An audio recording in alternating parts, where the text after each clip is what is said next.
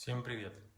На днях решили приобрести себе кровать из IKEA серии Malm с самыми дешевыми ламелями.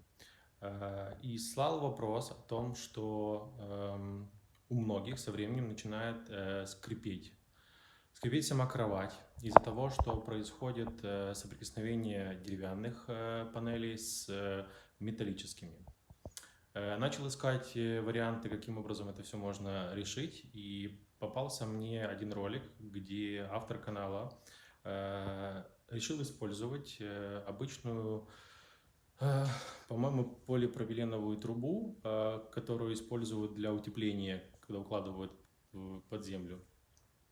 Вот, я решил испробовать на себе этот метод, немножко, возможно, там дополнить его. Так вот кровать. Это стандартная кровать из серии Malm.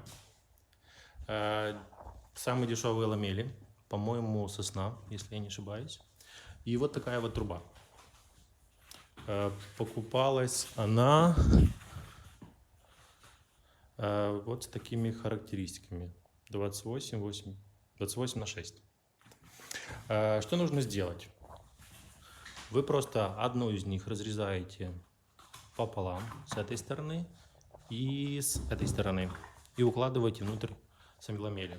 По центру можно вот таким образом сжать ее, но я решил, для того, чтобы оно относительно все держалось и не ездило, просто стыки между этими панелями вот так вот разрезать в виде бабочки и укладывать внутрь.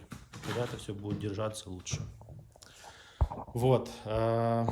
Пишите, как вам удалось избавиться от скрипа или нет.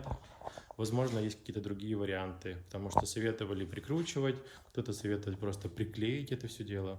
Я решил обойтись таким образом для того, чтобы, если получится, просто поменять на какие-то другие ламели со временем. Спасибо большое за этот ролик, за то, что смотрели этот ролик.